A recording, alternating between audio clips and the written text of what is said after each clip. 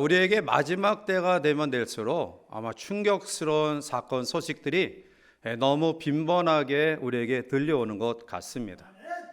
물론 그러한 가운데는 우리에게 희소식, 또 기쁜 소식이 있기도 하지만 아마 많은 그러한 부분들은 테러, 또 지진, 또 폭우, 폭설, 또 각종 엄청난 사건 사고를 통해서 정말 안타깝고 또 우리 마음속에 참 언짢은 그러한 일들이 우리 가운데 들려지는 것 같습니다. 우리가 살아가는 삶의 여정 속에 사실은 믿어지지 아니하는 여러 가지 일들이 있습니다. 그래서 불가사의하다 그렇게 이야기하기도 하지만, 그러나 그러한 일들이 있는 그러한 반면에 또 엄연한 그러한 모든 현실 속에 나타난 사건이지만 개인적으로 받아들이기 좀 어려운 나의 삶에, 나의 가정에 이것은 수용하기가 좀 어려운 그런 문제, 또 이러한 부분도 있는 것 같습니다.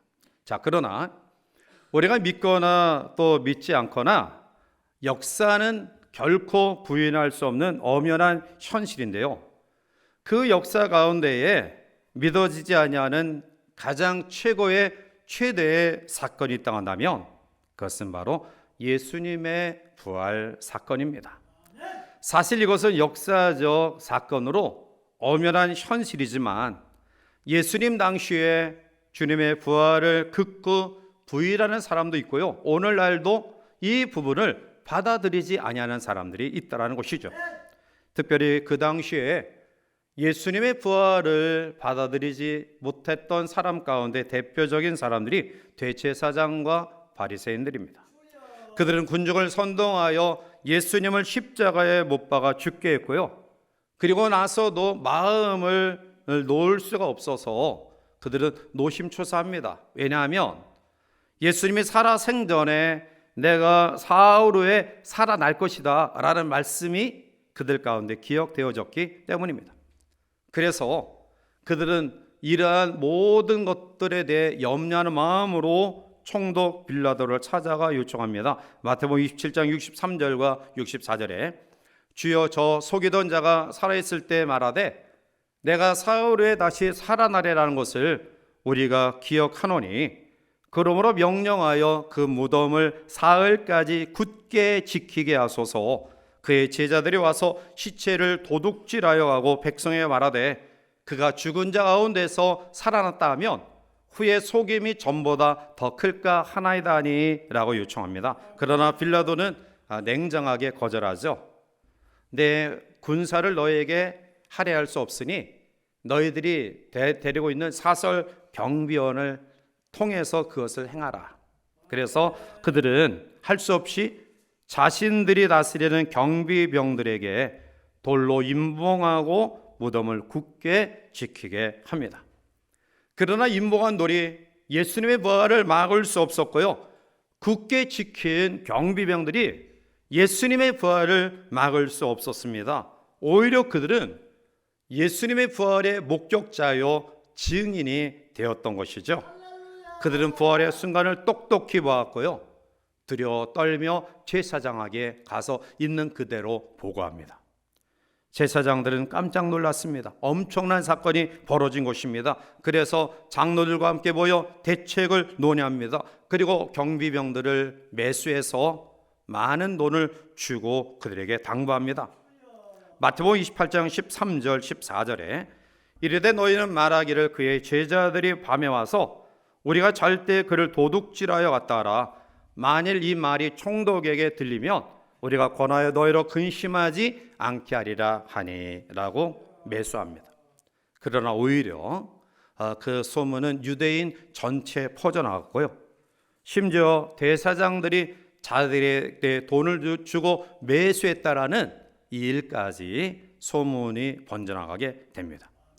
사실 예수님의 이 부활 사건은 예수님을 따르던 사람들 가운데도 사실은 쉽게 믿어지지 아니하는 사건이었습니다.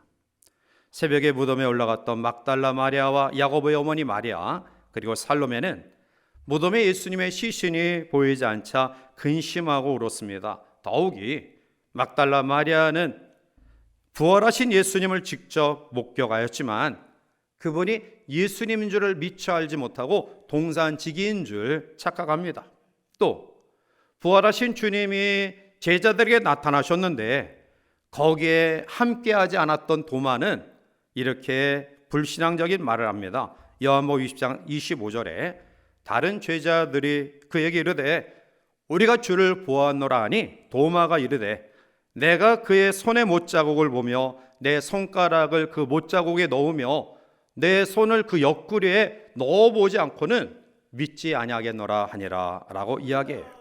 사실 믿기에 굉장히 어려운 사건이었습니다. 그러나 사람들이 믿고 싶지 않아도 예수님은 다시 살아나셨습니다. 제자들조차도 믿어지지 아니했지만 주님은 분명히 다시 살아나셨습니다.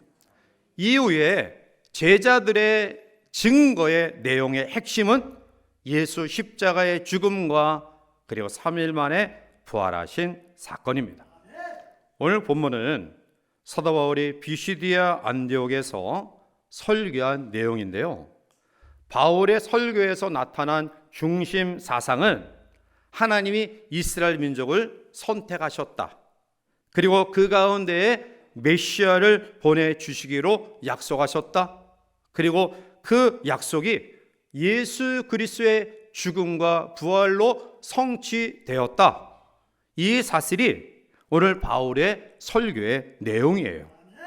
이제 오늘 부활 이후에 이제 한 주간을 지내고 또 첫 번째 또 부활절 두 번째 주일을 맞이하는 우리에게 이 바울의 설교 가운데 주어지는 언약 백성, 언약의 성취, 그리고 그 언약의 내용인 예수님의 죽음과 부활이 오늘 우리에게 어떠한 영향력을 미치고 있는지, 우리를 어떻게 이것을 받아들여야 되는지를 말씀 속에 묵상하며 또 함께 은혜와 결단의 시간을 가지고자 합니다.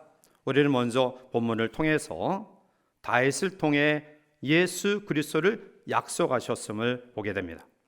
하나님은 오래전에 다윗을 통해 약속하셨는데요. 사무엘하 7장 12절에 보면 내 수완이 차서 내 조상들과 함께 누울 때 내가 내 몸에서 날 내 씨를 내 뒤에 세워 그의 나라를 견고하게 하리라 라고 말씀합니다. 즉 너의 나라를 견고하게 할 것이다. 내 뒤에 나올 씨를 통해서. 이 씨는 다윗 임금의 아들인 솔로몬에게만 국한된 말씀이 아닙니다. 왜냐하면 사무엘하 7장 16절에 보면 내 집과 내 나라가 내 앞에서 영원히 보존되고 내 왕위가 영원히 견고하리라 하셨다 하라 라고 말씀하고 있는 것처럼 왕위가 영원히 견고하리라. 즉 다윗, 솔로몬, 그 다음 르호보암 이런 몇 대에 걸쳐서 하나님이 보존하신다는 것이 아니라 영원히 견고하리라 약속하셨습니다. 이것은 바로 다윗과의 언약 속에서 메시아 예수 그리스도를 약속하신 것이고요. 결국 영원한 왕이신 예수 그리스도를 이 땅에 보내심으로 하나님의 언약을 성취시킨 겁니다. 자, 그런데 사람들은 선지자의 이 예언을 이해하지 못하고 메시아이신 예수님을 십자가에 못 박아 죽게 합니다. 자, 그런데 언약의 신실하신 하나님은 영원히 견고하게 하리라 라는 말씀의 성취를 이루기 위하여 오늘 하나님은 그 약속을 성취하셨습니다. 자, 본문 30절에 하나님이 죽은 자 가운데서 그를 살리신지라. 아멘. 이 얼마나 놀라운 엄청난 사건입니까? 사람들은 지금까지 죽음이 인생의 마지막인 것처럼 생각했습니다. 인생의 끝이다라고 생각했습니다.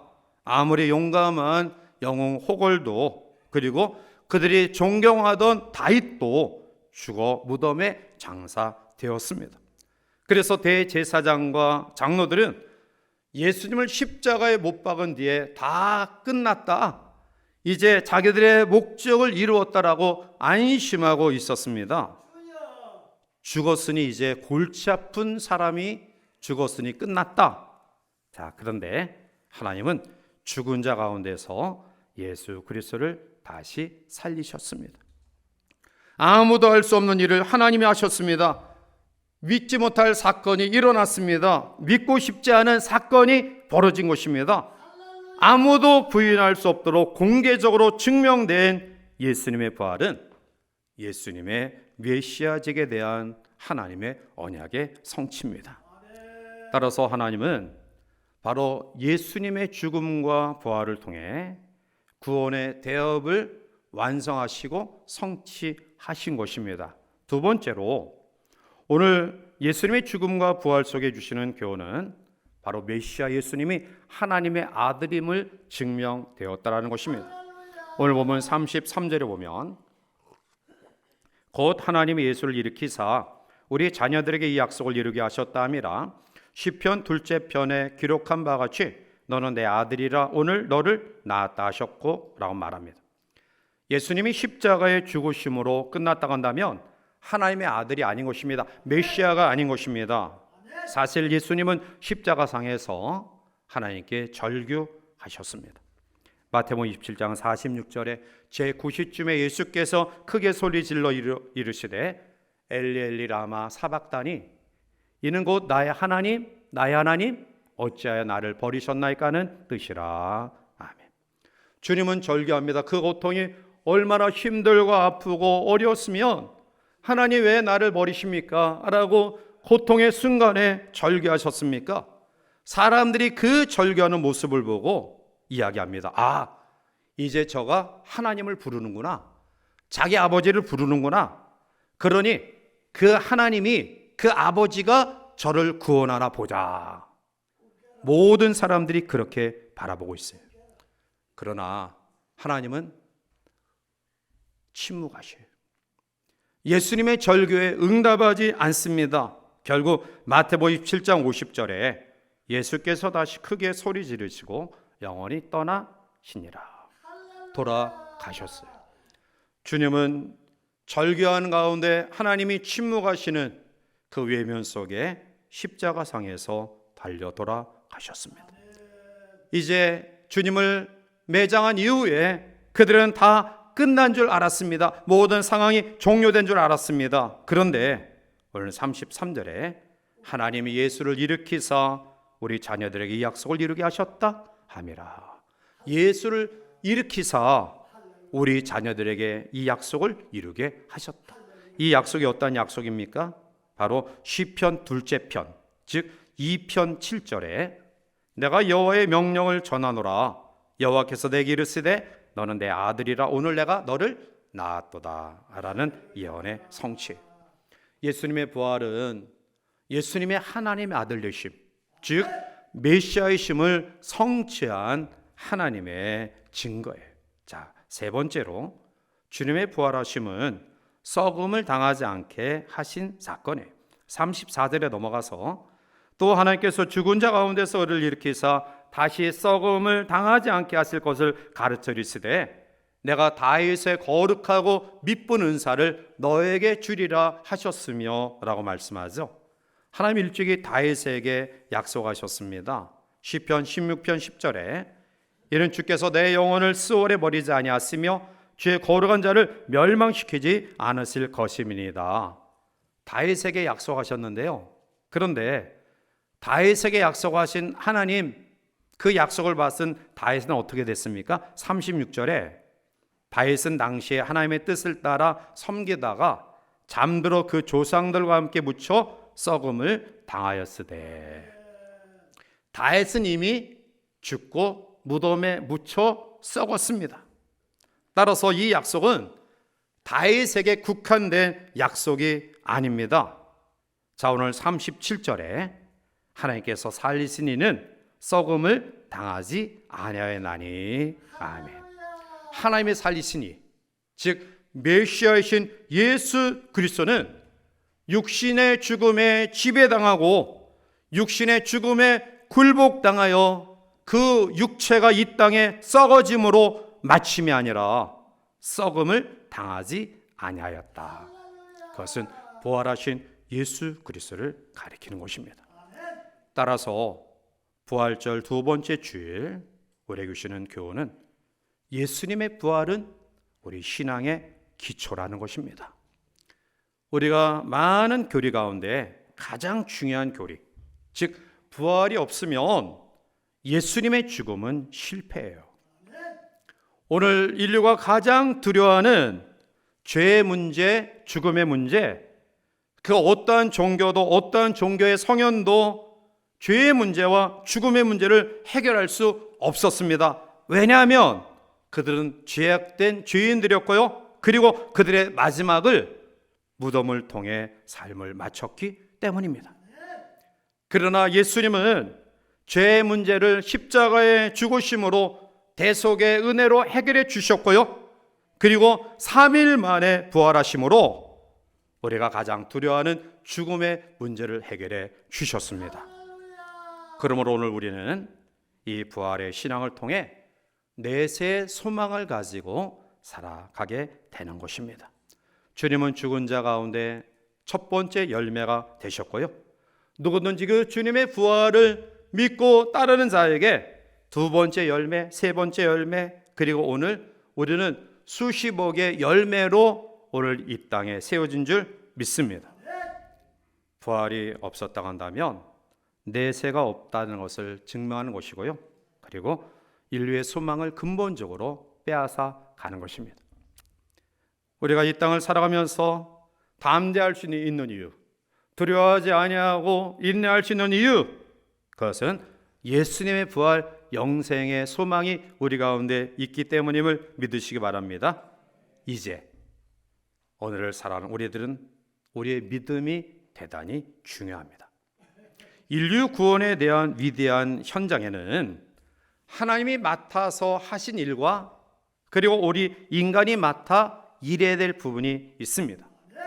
하나님이 맡아서 행하신 일은 하나님께서 인류 구원을 계획하셔서 예수님을 보내셨고 주님을 십자가에 못 박게 하셨고 그리고 3일 만에 부활시키심으로 인류 구원의 계획을 완성시켰었습니다. 이제 아무리 완성된 사역이라 할지라도 우리가 믿음으로 받아들이지 아니하면 유익이 없습니다. 그래서 히브리서 4장 2절에 그들과 같이 우리도 복음 전함을 받은 자이나 들은 바 그 말씀이 그들에게 유익하지 못한 것은 듣는 자가 믿음과 결부시키지 아니함이라. 생명의 말씀이 전파되었습니다. 전달되어 우리가 듣게 되었습니다. 그런데 그것이 유익하지 못하는 이유는 믿음과 결부시키지 못했기 때문이다. 예수님의 죽으심과 부활의 이 엄연한 역사적 사건인 이 놀라운 진리를 여전히 믿음으로 거부하는 자들은 유익이 없다라는. 자, 그런데 오늘 우리는 이 놀라운 역사적 사건인 주님의 부활과 주님의 죽으심과 부활을 우리 마음 가운데 믿음으로 영접한 줄 믿습니다. 어떠한 선물을 약속하시는가요? 오늘 본문은 두 가지 선물을 이야기합니다. 하나는 죄 사함의 선물입니다. 38절에 그러므로 형제들아 너희가 알 것은 이 사람을 힘입어 죄 사함을 너희에게 전하는 이것이며, 즉 우리의 죄의 문제를 바로 믿음으로 받아들이는 자에게 선물로 주심을 말씀하고 있습니다. 사랑하는 성도 여러분, 예수님의 마지막 순간에 십자가상의 좌우에 달린 강도, 그 가운데 한편의 강도는 예수님을 끝까지 비난하고 조롱해요. 내가 그리스도냐? 정말 살아계신 하나님의 아들이냐? 그러면 이 십자가에서 풀고 나와서 너도 구원하고 나도 구원하라. 그래서 증명하라. 그렇게 비방하다가 결국 그가 평생 죄를 짓고 살다가 마지막 비참하게 죽어요. 그런데 또 한편의 강도는 자기의 일생을 되돌아보며 뉘우치고 회개합니다. 그리고 주님께 이야기합니다. 예수여, 당신의 나라가 임할 때 나를 기억하소서. 믿음으로 받아들이는 한편의 강도는 주께서 내가 진실로 내게 이르노니 오늘 내가 나와 함께 낙원에 있으리라. 구원의 놀라운 은혜를 경험하게 돼요. 두 번째로 믿음으로 주님을 받아들이는 사람에게 주시는 축복이 39절에 나타나고 있어요. 의롭다 하심을 얻는 선물입니다. 39절에 또 모세의 율법으로 너희가 의롭다 하심을 얻지 못하던 모든 일에도 이 사람을 힘입어 믿는 자마다 의롭다 하심을 얻는 이것이라. 아멘. 의롭다함을 얻었다. 신학적인 용어로 칭의, 의롭다함을 칭함을 받은 거예요. 자, 이것을 우리가 풀어서 이야기하면 법적으로 아무 하자가 없다라는 거예요. 즉 범법 위반이 없는 완벽하고 완전한 상태를 의미해요.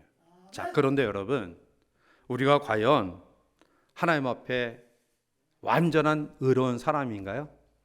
우리의 말과 우리의 행위로, 아니 우리의 마음과 생각으로 나는 죄를 짓지 않은 사람이라고 자부할 수 있는 사람이 누가 있을까요? 우리 모두는 다 죄인이에요. 사실 주변의 사람에게 죽여라 할 만큼 정죄할 수 있는, 비판할 수 있는 완전한 의로운 사람은 한 사람도 없어요. 이것은 무엇을 이야기하느냐? 하나님의 나라는 의로워서 가는 나라가 아니다라는 거죠. 하나님께서 여전히 부족하고 연약하지만 믿음을 가진 자에게 주시는 칭의, 의롭다 하심의 칭함을 통해 우리는 심판대 앞에 설 때에 예수님의 보혈을 믿는 믿음으로 영원한 생명의 은혜를 경험하게 된다는 거예요. 사랑하는 성도 여러분, 복음이 뭔가요? 복음은 예수님의 십자가의 죽으심과 그리고 다시 사흘 만에 살아나신 부활 사건을 믿는 믿음이에요. 자, 이것은 우리에게 뉴 안겔리온, 굿 뉴스, 기쁜 소식이에요. 그런데 정말 복음이 기쁜 소식일까요? 어떤 사람에게는 기쁜 소식이 되죠. 즉 믿음으로 메시아이신 예수님의 죽으심과 부활을 믿는 자는 여전히 우리가 부족하지만 하나님 앞에 구원의 반열에 세워 영원한 생명의 나라에 들어가요. 그런데 어떤 사람에게는 이 소식이 나쁜 소식이에요. 그 사람들은 어떤 사람입니까? 여전히 완악하고 사악한 마음을 가지고 말씀을 거부하는 사람들이에요. 오늘 41절에 바울이 이야기합니다. 일러스되 보라, 멸시하는 사람들아 너희는 놀라고 멸망하라. 내가 너희 때를 당하여 한 일을 행할 것이니 사람이 너희에게 일러줄지라도 도무지 믿지 못할 일이라 하였느니라 하니라. 바울의 이 생명의 말씀을 들었던 많은 사람들 가운데 여전히 마음이 완악한 자들, 하나님의 말씀을 멸시하는 자들, 그들은 믿지 못하여 멸망의 자리에 빠졌습니다. 예수님의 초림의 사건과 그리고 다시 오실 재림의 사건 중간에 있는 사랑하는 성도 여러분, 오늘 우리는 초림의 예수님을 통해 언약의 성취를 주신 하나님의 말씀을 어떻게 받아들이고 계십니까? 예수님의 초림의 사건이 엄연한 역사적 사건으로 우리에게 다가온 것처럼 주님의 재림의 사건도 역사적 사건으로 반드시 우리 가운데 임할 것입니다. 우리는 어떠한 삶을 살아가야 마땅할까요? 날마다 우리의 마음을 활짝 열고 우리에게 순간순간 주시는 말씀의 깨달음 속에 결단하고 은혜 가운데 거하는 삶이 우리 가운데 있어야 될 줄 믿습니다. 이 한 주간도 우리에게 들려지는 말씀을 마음 가운데 품고 이 말씀을 우리 마음 속에 소망으로 삼아서 여전히 어렵고 힘든 우리의 삶의 여정이지만 하나님 앞에 칭의, 의롭다 칭함을 받은 하나님의 사람들로서 좀 더 부끄러움이 없는 믿음의 삶을 살아가는 복된 한 주간이 되시기를 주님의 이름으로 간절히 축원해 드립니다. 기도하시겠습니다. 사랑이 많으신 하나님, 부활절 이후에 이제 두 번째 주일을 맞이하면서 하나님 앞에 말씀 속에 언약의 성취를 통해 죄의 문제를 해결해 주시고 죽음의 문제를 해결하신 하나님의 신실하심을 메시아 예수님의 죽음과 부활을 통해 다시 재조명해 봅니다. 이제 바울의 설교를 듣고 믿음으로 받아들인 사람들은 구원의 반열에 세워졌지만 여전히 바울의 말씀을 외면하고 거부한 자들은 멸망에 빠졌습니다. 오늘날도 이 엄연한 귀한 사건을 받아들이지 못하고 수용하지 못하고, 아니 애써 외면한 채 말씀을 왜곡되게 그리고 외면하며 살아가는 수많은 사람들이 있는데, 하나님 우리에게 안중한 증인의 삶을 통해 저들의 마음을 활짝 열게 하시고 생명 구원받는 사람들이 날마다 드러나는 복된 증인의 삶을 살아갈 수 있도록 은혜의 은혜를 더하여 주시옵소서. 예수님의 이름으로 감사하며 간절히 기도하옵나이다. 아멘.